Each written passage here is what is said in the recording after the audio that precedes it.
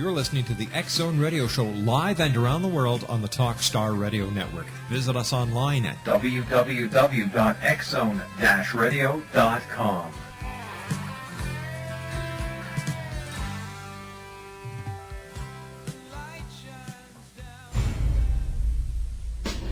You're listening to the X Zone Radio Show live and around the world on the Talkstar Radio Network. Visit us online at www.xzone-radio.com.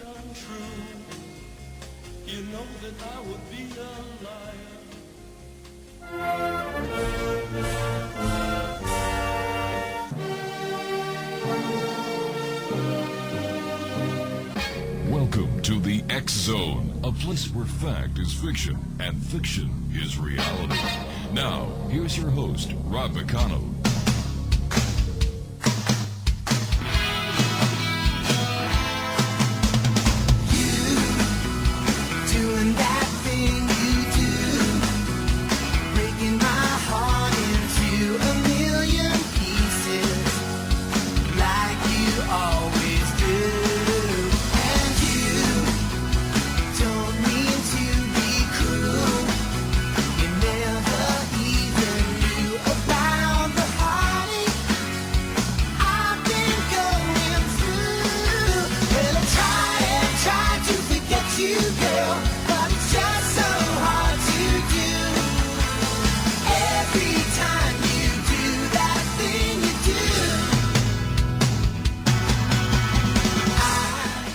Good evening. Welcome to the X Zone, everyone. My name is Rob McConnell, and for the next 4 hours, I'm your host and your guide as together we cross the time-space continuum to this place that I call the X Zone. It's a place where people dare to believe and dare to be heard. It's a place where fact is fiction, and fiction, well, sometimes is reality. And the X Zone comes to you Monday through Friday from 10 p.m. Eastern until 2 a.m. Eastern. That's 7 p.m. Pacific until 11 p.m. Pacific. Right here on the Talkstar Radio Network from our studios in Hamilton, Ontario, Canada, and our fine family of broadcast affiliates across Canada, the United States, Central America, the Caribbean, South America, the Pacific Rim, 20 Asian countries, and across Europe.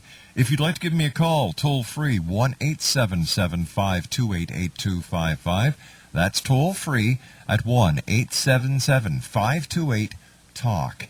My email address, xzone@talkstarradio.com, on MSN Messenger, talkstarradio@hotmail.com, and our two websites, www.xzoneradio.com, that's our main website. And if you'd like to watch, listen, and chat with the coolest radio audience in the universe, each and every one of them, www.xzonetv.com. My producer tonight is my good friend, the sweet Miss Melanie at Master Control in Titusville, Florida. Hey, Mel, nice working with you. And, of course, our chat room moderator, Rob from Scarborough. Hey, Rob, nice chatting with you as well before the show. On tonight's show, Frank Warren will be joining me in a few moments. We're going to be talking about UFO Chronicles. Hour number 2, Rosemary Guiley is a paranormal investigator. Hour number 3, Barbara Lamb will be talking to us about reptilian beings. And in hour number 4, David Coing, the Professor Slim King. That's tonight here on the X Zone on the Talkstar Radio Network. Let's see, today is February the 4th, and on this date in history, 1789, George Washington of Virginia, the commander of the Continental Army during the Revolutionary War, was elected the first president of the United States by all 69 president electors who cast their votes. John Adams of Massachusetts was elected vice president. In 1861, at a convention in Montgomery, Alabama, 6 states, Alabama, Georgia, Florida, Louisiana, Mississippi, and South Carolina, elected Jefferson Davis president of the Confederacy.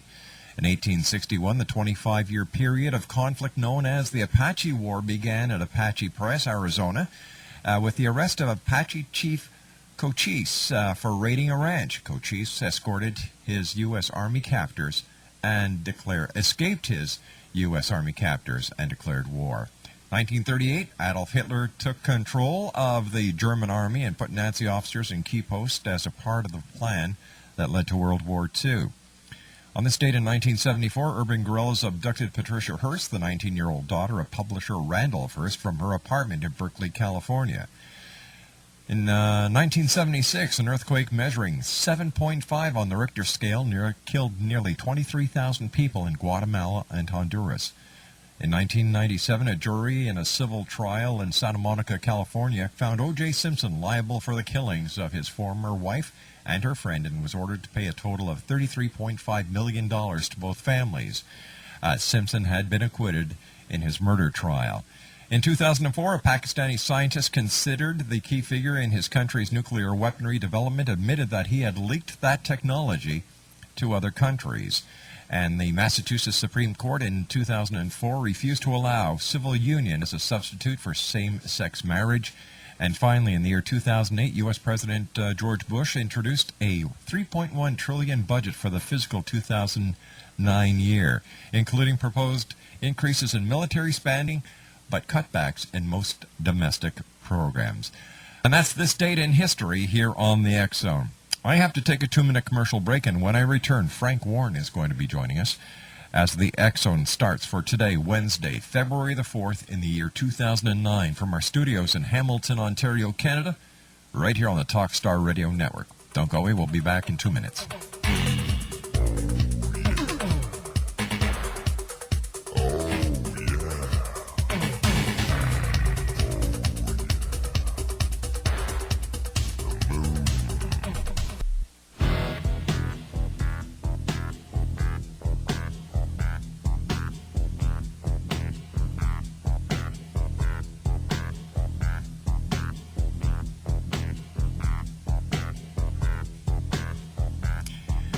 Welcome back, everyone. Frank Warren is my special guest this hour on the X Zone. Frank Warren has been a student of ufology since the early 1970s. Although Frank's interest encompassed everything UFO, he has had a particular passion for events of a historic nature, having dedicated time to cases such as Maury Island, the Battle of Los Angeles, as well as Roswell, and, of course, Aztec, just to name a few. He is the founder of the UFO Chronicles, as well as editor and frequent writer. Entering its 5th year, TUC is pleased to recognize readers in over 140 countries to grow exponentially. Aside from the many articles, editorials, etc., one can find on the site first-hand reports that are published as they're received via my UFO Experience portal, the website www.theUFOchronicles.com. And Frank Warren, welcome to the X Zone. Be here, Rob. Hey, Frank, are UFO reports on the increase? Have they leveled out, or is there a decrease? Well, I would have to say that they're on the increase, most definitely, at least from what we're seeing in our position. And of course, you know, a lot of that is a lot of that's chaff. Yeah. With some wheat in there, but the numbers are up. Now, Frank, what's your view of the UFO phenomenon? For example, are you a proponent of the extraterrestrial hypothesis? Well, let me preface that with, I base my answers on my own research, and I've been doing this for decades. And I do believe a small portion of UFO reports are indeed extraterrestrial. And let me add to that extraterrestrial doesn't just mean, in my mind, it's all-encompassing for me, the definition. It doesn't necessarily mean, a little gray guy jumping in a flying saucer from planet Zaton and, coming across hundreds of thousands of light years and landing on our planet. It could, I'm open to the interdimensional notion, or in quite frankly, even time travel. And coming in those distances, space and time, it all has to figure into it anyway.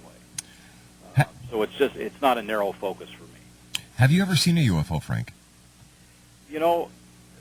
I've been asked that a lot, and I have, but it wasn't too significant. A few years back, and this was just recently, it was just a couple, 2 or 3 years ago, my wife and I were going to the movies. We were going to catch a matinee, and we were a few blocks away, and I noticed something, a little glint up in the sky, and it was clear blue sky in the summertime, not a cloud out there. And I mentioned that to her, and I says, keep your eye on that while I'm driving. And I would glance up at it, and pretty soon we got to the parking lot of the theater, and I jumped out real quick. And what I saw was a cylindrical-shaped object, aluminum or silver in color, and it was just hovering there. And I was by some trees, so I went to go on the other side of these trees to have a better view of this object. Right. When I got to the other side, it was gone. And whatever it was, either left in a hurry or somehow just disappeared. I mean, I scanned the sky. It wasn't, altitude-wise, it didn't seem to be that high, but when I got to the other side, which was a matter of seconds, it was no longer there. I have no explanation for it. And again, it was just, I didn't put too much emphasis on it. It wasn't that significant. Those things don't, distant sightings don't excite me at this point in time. But I have had one. What, in your view, were the most significant UFO sightings and UFO events of 2008? Well, I think what would take top billing on that would be Stephenville. Yeah. And actually, shortly thereafter, which also pertains to Stephenville, are the radar reports that were pulled in by Glenn Schultz and Robert Powell.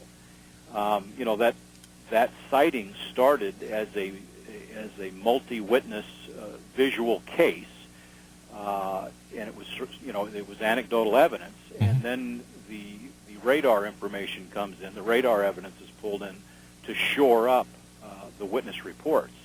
And there were actually photographs in the sense of, I've seen some cell phone photo images and that kind of thing, that not too well. That very, very interesting case. And another case that happened in April that didn't get that much airtime was Kokomo, Indiana. Well, what happened there? Well, that was a very similar sighting in relationship to Stephenville, but it got buried because we had that earthquake in that area just a couple days after that particular sighting. Coincidence? Pardon? Is there a connection, or is it what? Do you believe that the sighting and the earthquake were just? Well, I think it was a coincidence, an unfortunate coincidence, because I truly believe that we would have, in regards to the mainstream media, the same attention would have been applied as it was with Stephenville. They were very, very similar in nature. You had the military was involved. I actually have on the UFO Chronicles a snippet of some of the 911 calls, and they were speaking of a crash site. There were literally hundreds of emergency personnel involved in this thing. It was rather exciting, and the same type of response from the military when the nearby Air Force bases were contacted. They came up with the same answers as they did with Stephenville. Nothing was out of the ordinary. We were on training missions, etc. And there was a sonic boom that took place that particular instance. And of course, that's against the law if in fact it was done by military. And they were outside the witnesses that saw the jets that were involved, the F-16s. They were outside the MOA of the training area, and again, that of course is illegal. It was a very, very interesting case, and it just did not get enough attention. I was talking to Peter Davenport earlier this week, and I asked him this question: do you think there was a connection, or is a connection, between the Phoenix Lights and the Stephenville UFO? Well, it's interesting that you asked that. Shortly after the Stephenville incident took place, I interviewed Steve Allen, who, by the way, in my view, is one of the best witnesses that you could get in these types of situations. Number one, he's been a pilot for over 30 years. He's flown he has flown various types of aircraft. He knows, he was raised in that area, he knows the geography, he can judge distances, altitudes, etc. And when he was describing the event to me, the hair on the back of my neck was standing up. And basically what he would describe to me, he was at a neighbor's house. They were out at the burn pile, he and two others. And he catches something out of the corner of his eye, and his attention's drawn to it, and he motions to the other two guys, do you guys see what I'm seeing? And he basically said that he's seeing a pair of lights and then another pair behind it. In his mind, and I may have this backwards in regards to the width and the length of this thing, it was either a mile wide and a half a mile long, or vice versa. In any event, where the lights were spaced out. As he told me that this thing was coming in at a high rate of speed, and as it was nearing them, it was getting slower and slower. He said as it passed them to their left, right as it got to a right angle of them, all of a sudden he can see these other lights, for lack of a better term, that were on the rear of this thing. Now he stopped and he says, Frank, he says, I couldn't see a solid object, but I swear to you a solid object was there. He says these lights were moving in unison. He says there's no way that these could have been individual objects themselves. There was no variation as this thing went along. And I was curious about the rear lights, and I said, let me explain to you what I'm getting from you right now. And I said, just for lack of a better term, I said, let's just call this an invisible flying car. When it was in front of you and coming to your direction, you could basically see the headlights and the side markers. And I says, as this thing passed you and it got to a 90-degree angle and then gradually passed, now all of a sudden you can see the tail lights. And the reason that you couldn't see the tail lights before is because the body of the craft was in the way, even though you couldn't see the body of the craft. Right. I said, is that a fair analogy? And he said, bingo. That's exactly it. He says, it's not as if the lights came on. He says, it's if they were always there. He said, then the object, and I'll just call it a craft, he says it went over to Stephenville, Right. and then it did some weird things with the lights. It went up into a column, and in fact, that's a complete other story. It did some very bizarre things with the lights. And he said, then it just disappeared. He and his two buddies were just dumbfounded. They just could not believe what they had witnessed. One of the guys was so shook up, he just immediately left and went home. Steve and his buddy go into his buddy's house, and they explain what they had just witnessed to this guy's wife. And of course, the guy's wife, she's looking at these two guys like they grew another head. I can just imagine. A couple minutes after that, while they're trying to convince her that they're not kidding, the phone rings, and the third guy that left says, "Get outside, the thing is coming back." They rush outside, and from the direction of Stephenville, hear the objects coming back. Now this time, as it's approaching them, they notice that there's two jets chasing it. And Steve told me, he says, as this thing, again, it's coming back in the direction that it came, which, by the way, as a little sidebar, is in the direction of the Crawford Ranch, the Right. presidential ranch. Not a straight shot, but kind of in that direction. It passes over them, and then these two jets are right behind it.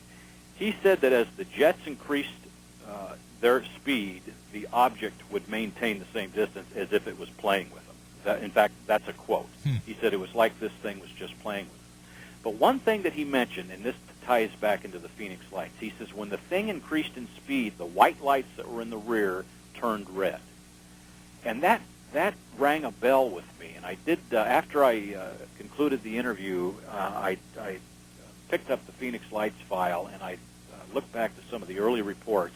And Richard Motzer of then MUFON, he had taken a report from some eyewitnesses that had witnessed the large V-shaped craft in the Phoenix Lights. Yes. And they reported a similar occurrence where when they saw this thing increase in speed, white lights turned to red.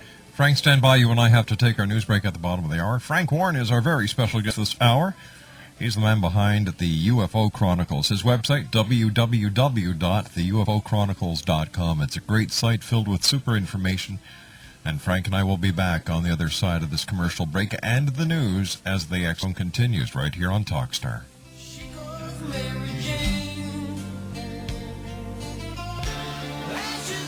You're listening to the X Zone Radio Show live and around the world on the Talkstar Radio Network. Visit us online at www.xzone-radio.com.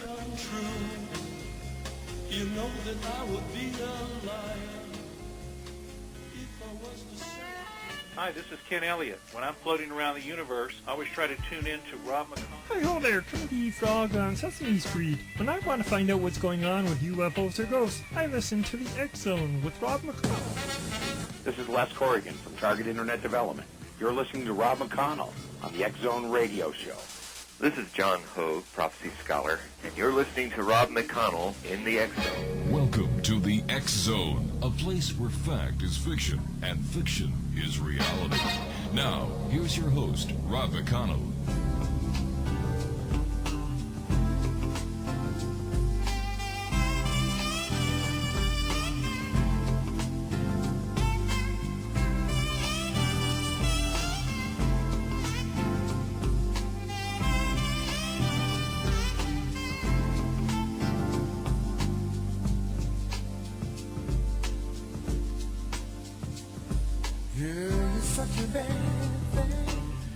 Welcome back to the X Zone. Our special guest this hour is Frank Warren. He is the publisher and the man behind the UFO Chronicles.com. And before I get back to Frank, I'd like to say hello to an old friend of mine who dropped in and spent several hours with me here at our studios in Hamilton, Ontario. The original member of the X Zone Nation, my good friend Marty McLean from St. Catharines, who helped me get the X Chronicles newspaper going, was a great supporter of the X Zone radio show. So Marty, it was great seeing you, and I look forward to many more meetings like we had today, my good friend. www.theUFOChronicles.com. Frank Warren is our special guest, and Frank, we were talking about the Stevensville sighting of a UFO going back to the beginning of the year. Do you think, Frank, that the UFOs that are being seen pose a threat to the national security of any country on this planet? Well, I think they certainly could, and bear with me too, Rob. We've got a bad connection on this end. Okay, so I'm I'm barely sorry. hearing you. I think. Let's go back to what a UFO is. Mm-hmm. People have changed the meaning of a UFO, but the very term was born by the Air Force in 1952. It's an unidentified flying object. That unidentified flying object, could be anything. Many people have melded ET and UFO together, and I think they've done so incorrectly. We don't need to get that far into it. A UFO is just that. It's unidentified. It could be friend or foe. Let's face it, the first two people that lost their lives in regards to ufology that we know of was in 1947. And that, of course, doesn't get into Foo Fighters, during the war. I mean, people literally have lost their lives in regards to ufology. So there can be a threat there, although I don't think there's an intentional threat per se. Disclosure. Stephen Bassett and many other proponents of the disclosure movement say the government knows information about the UFO phenomenon. Damn it, we want it disclosed. What's your opinion on the disclosure? Well, first off, I agree. I would certainly love to see some form of disclosure happen, although I don't mean to rain on the parade. I don't think we're going to see it in the way that we would like to. I personally believe that disclosure, either total or in part, won't be done by choice. I believe it will be something that the government or other governments will be forced into doing. I think what will take place, I think an event will take place, or a majority, or a number of events rather, will take place that just, the swamp gas explanation won't do. And something that's happened in the last 20 or 30 years, man's personal technology has advanced to the degree that, nowadays everybody walks around with a cell phone camera on Exactly, their hip. yeah. And when you have an event take place, people are snapping pictures of it. So the powers that be cannot easily, just pass it off as Venus or swamp gas or that kind of thing. And, no matter what goes on, UFOs don't go away. History has shown us that. So I think it will either be the preponderance of events in the totality of it, or a singular event that will be so grandiose that either another government or our government will have to come to the table and explain it. But having said that, Frank, with all the all the digital cameras that are out there, I haven't seen any photos anywhere that I can look at and say, well, you know what? That really looks like a UFO. Well, but now you're doing it. What's a UFO? A UFO is an unidentified flying object. Yeah, I understand that, but I'm talking about something that I cannot logically rationalize to be something not of this planet. Well, I could tell you that there are photographs that are in fact out there, and there have been since the very beginning of what we would deem modern-day ufology. They aren't in abundance, but they do come in, and they continue to come in. And having said that, to me, a photograph at the end of the day is just that. What we see that takes place nowadays, particularly with man's personal technology and the advancement of technology in general, people will photograph things. They're at the beach. In fact, this happened in England not too long ago, and there was a little debate over it. A guy at the beach, he takes a shot. He uploads his pictures to his computer, and he sees this disc-shaped object. Well, in fact, I did a little work on that specific incident, and in my belief, and I think I put enough evidence on the table, it was a bird. It was a seagull, in fact. Yeah.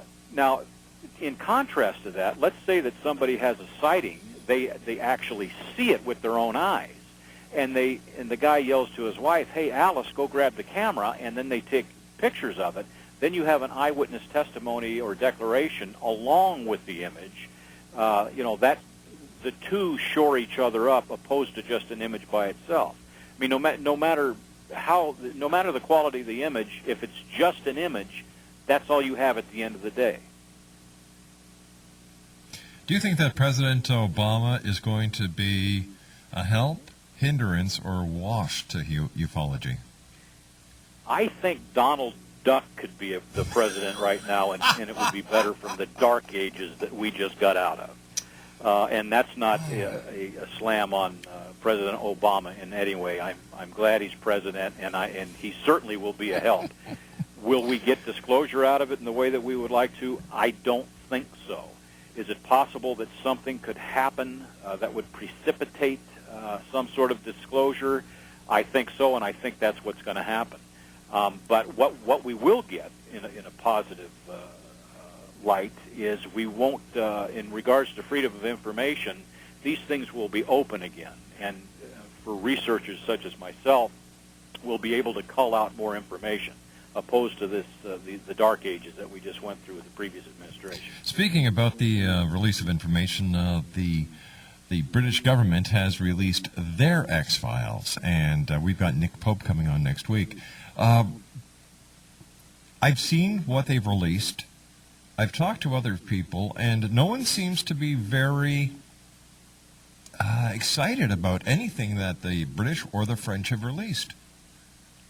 Well, I think that's in part because most researchers don't feel that any of the grit or the hardcore information are in any of the releasable files. Personally, I think anything that they do in a public way like that to open up the files and release files is a positive light. In fact, I would actually throw that act into one of the bigger things that happened in 2008 in regards to ufology. These are all good things. And like you, I have looked at some of the files, and there are some interesting cases in there. Like anything, you've got to separate the wheat from the chaff.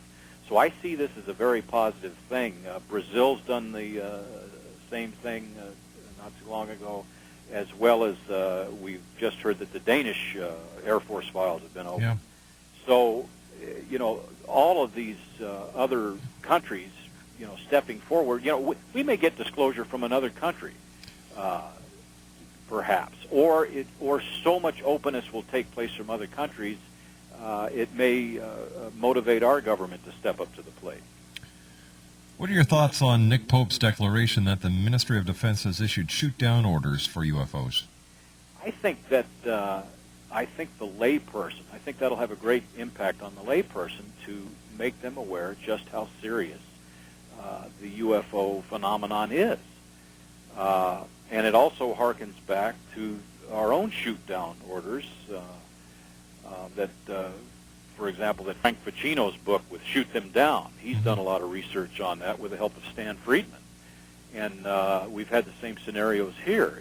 It just lends credence to just how serious this is if our government has given, the Air Force orders to shoot these things down. But do we know for a fact those orders have really been issued?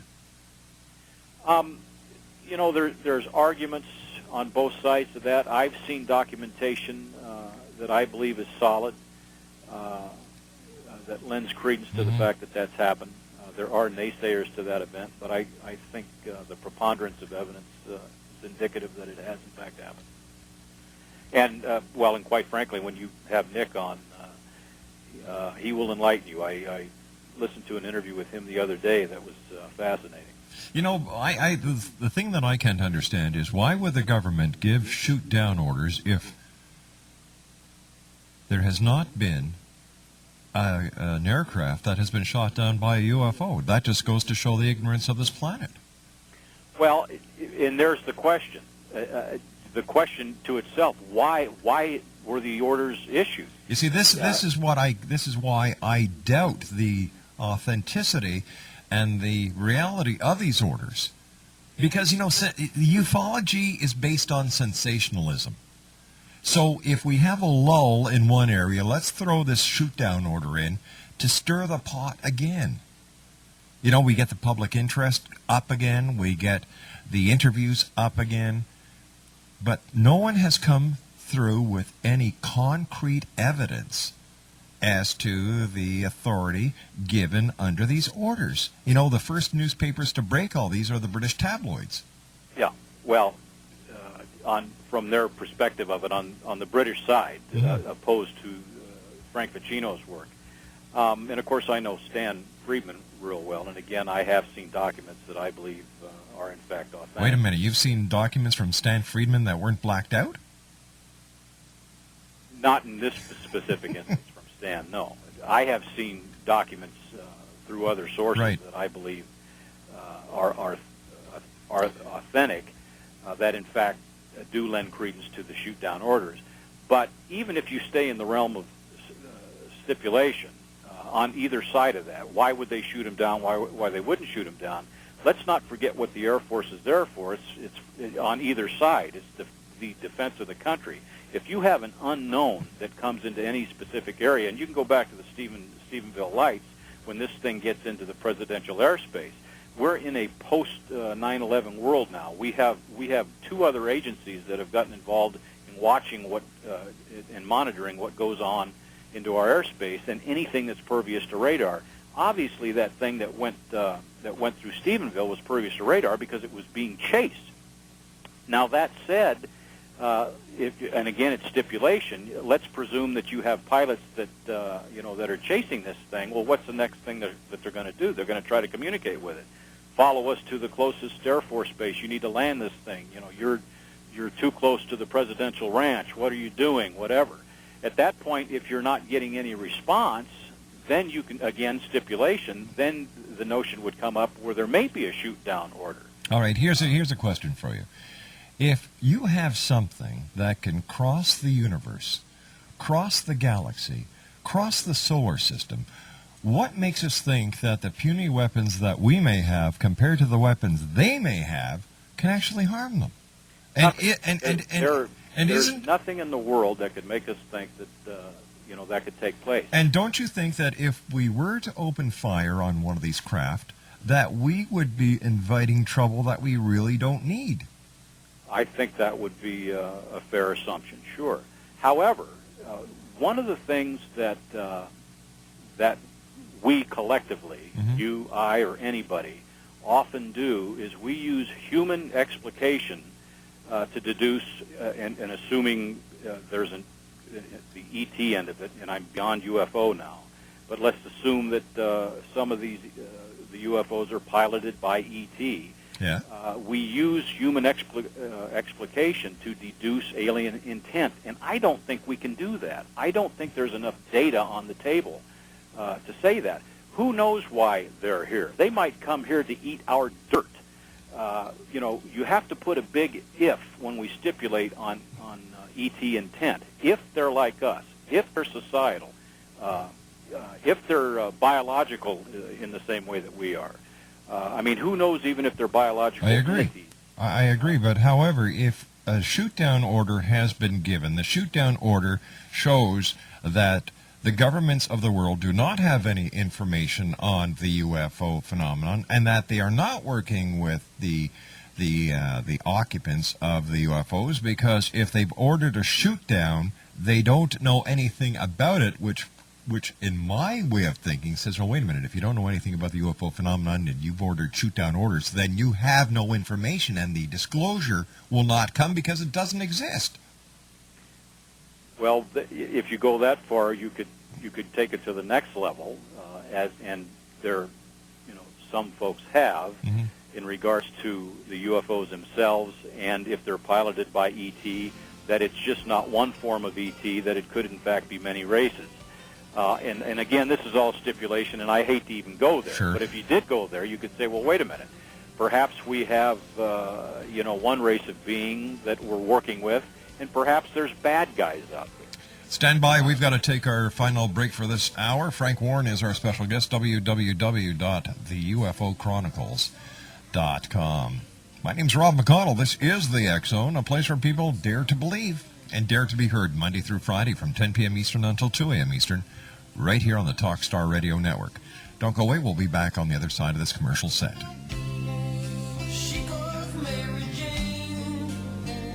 Choosing.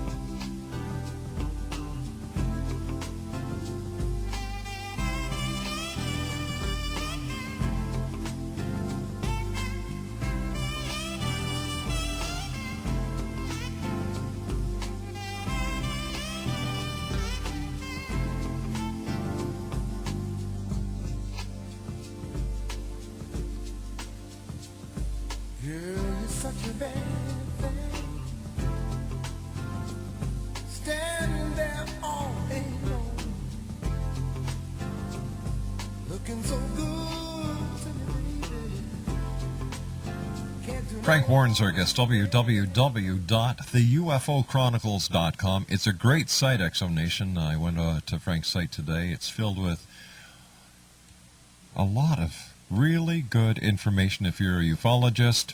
It's great reading, and that's at www.theUFOChronicles.com. Frank, as a researcher and investigator, what do you deem important in relationship to educating the public about the phenomenon? I think, that's a good question. Oftentimes, the mistake that I think is made when we talk about ufology in a public place, in an interview such as this, or recently Larry King has spent a lot of time with ufology, people go from A to Z in an instant. They go from a distant light in the sky, to a little gray alien coming from planet Zathon. And when you do that, you lose the audience. You can't do that. First and foremost, the very term UFO was born by the Air Force in 1952. People oftentimes marry the verb believe with the term UFO. There's no question about UFOs. They are a fact of life. If you say, I believe in UFOs or I don't believe in UFOs, it's like saying, I believe in the Empire State Building or I don't believe in the Empire State Building. Neither of those sentences they're both nonsensical. They make no sense at all. A UFO is a fact of life. The argument or the debate is, what is the origin of UFOs?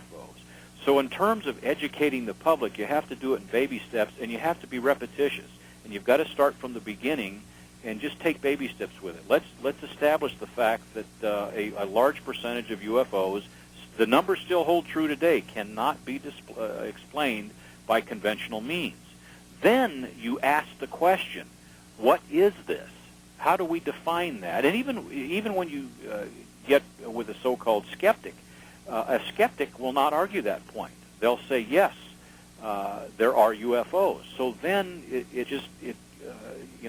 the question remains, what are they? And this is why mainstream science should get involved, for that very reason.